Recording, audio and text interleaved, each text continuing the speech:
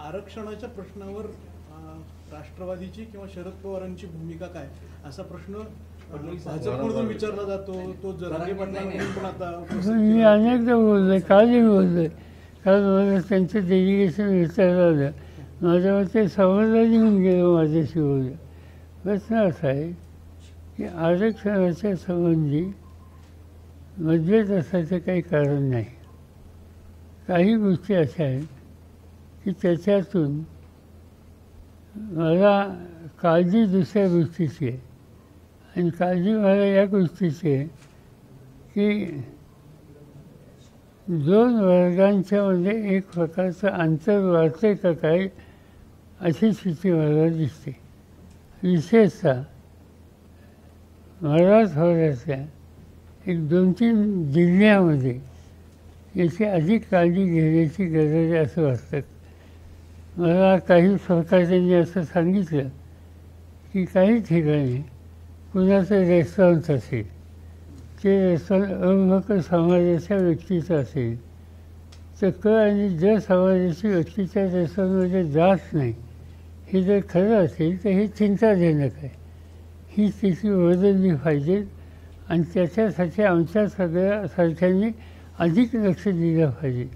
उद्या निवडणुका म्हणजे उद्या विधिमंडळ संसदेचं अधिवेशन वगैरे संपल्यावर या प्रकारचा सुसंवाद साधायला अधिक प्रयत्न करावे लागतील.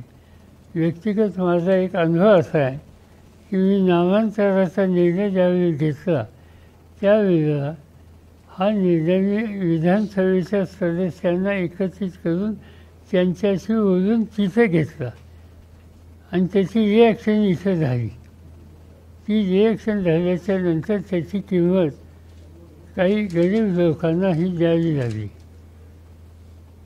तेव्हा माझ्या लक्षात माझी चूक आली की माझी चूक अशी होती की निर्णय मी मुंबईत बसून घेतला, पण या निर्णयामध्ये ज्यांची नाराजी होती त्यांच्याशी डायलॉग मी अजिबात केला नाही.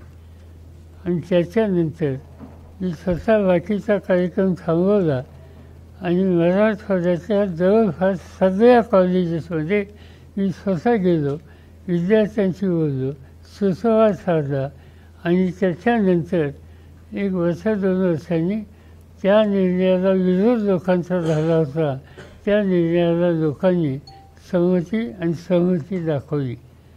आज मराठवाड्यामध्ये काही ठिकाणी हा जो आरक्षणाच्या प्रश्नावर इश्यू झालेला आहे त्यातून हा सुसंवाद या नव्या पिढीशी साधायची आवश्यकता आहे आणि ते काम आम्ही नक्की करू. त्याची आवश्यकता मला वाटते. ओबीसीतून आरक्षण द्यावं का याबद्दल तुमची काय? नाही, 2 गोष्टी आहेत की आरक्षण ह्या जरांजींनी एक चांगलं स्टेटमेंट केलं तर माझ्या वाचण्यात आलं. तिने असं स्टेटमेंट केलं की मराठा आरक्षणाच्या बरोबर लिंगायत, धनगर आणि मुस्लिम ह्यांनासुद्धा आरक्षण द्यावं असं स्टेटमेंट तुम्ही वाचलं का?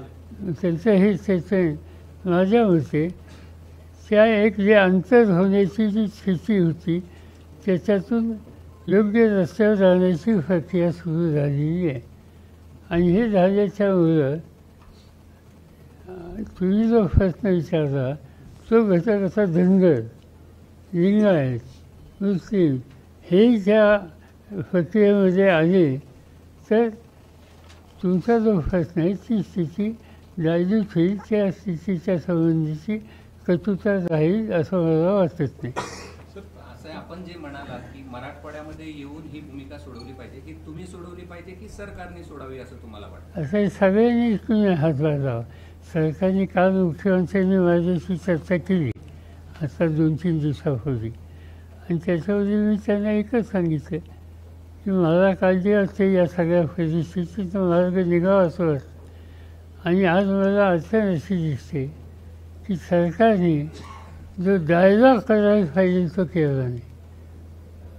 असं चित्र दिसतं आहे की जरांगे आणि त्यांच्यावर सहकाऱ्यांच्याबरोबर मुख्यमंत्री आणि काही लोक संवाद ठेवतात असं दिसतं. चांगली गोष्ट आहे.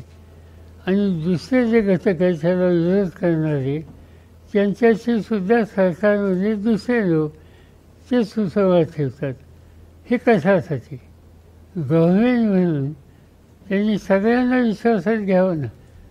त्यांनी ओबीसीच्यासाठी चर्चा करायला छगन भुजबळांना सांगायचं, दुसऱ्याची चर्चा करायला स्वतः करायचं, काही लोकांना बाजूला ठेवायचं कारण नसताना याच्यामुळे गैरसमज होतात आणि परिस्थिती ही हवी तशी राहत नाही.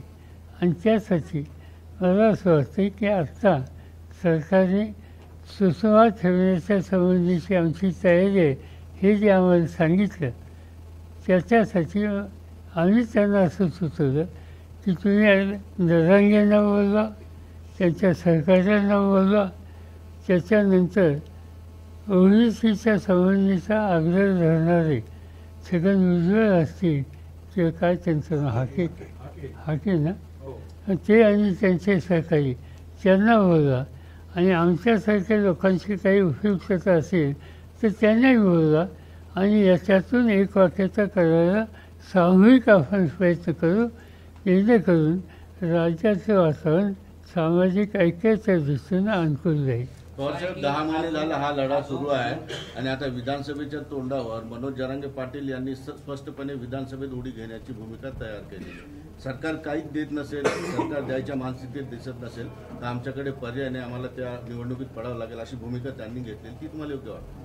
नाही, तशाचा मुख्यमंत्री जे माझ्याशी बोलले त्याला 8 दिवस झाले आणि त्यांची भूमिका इतरांशी चर्चा करावी हे जे मी सुचवलं त्याला बहुतेक अनुकूल असावी आणि ते जर असेल तर ती प्रक्रिया सुरू केली तर ही जी दरांनी किंवा आणखीन कोणाच्यामध्ये अस्वस्थता आहे त्यातनं मार्ग कदाचित निघू शकेल. आणि या सगळ्याचं जे मूळ आहे ते मूळच इथं आहे की ओबीसीतून आरक्षण द्यावं की न द्यावं हे आहे.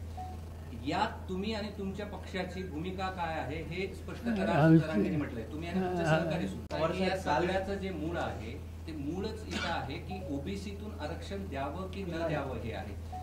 यात तुम्ही आणि तुमच्या पक्षाची भूमिका काय आहे हे स्पष्ट करा असं जरांगेंनी म्हटलंय. तुम्ही आणि तुमचे सहकारी सुद्धा. त्यांनी हेही सांगितलं नाही केलं तर माझा आग्रह राहणार नाही. त्यांनी दोन्ही गोष्टी त्या ठिकाणी मागितल्या. आमचा हा प्रश्न सुटावा या संबंधीचा आग्रह आहे आणि त्याच्यासाठी जे जे घटक ज्या घटकातून याचा मार्ग निघावा असं वाटत असेल त्या घटकांच्या प्रतिनिधींना विश्वासात घेऊन सुसंवाद साधून यातनं मार्ग काढावा. माझ्या पक्षाची भूमिका सुसंवादाची, डायलॉगची, मार्ग काढायला जो काही मार्ग असेल त्याला अनुकूलतेची आहे.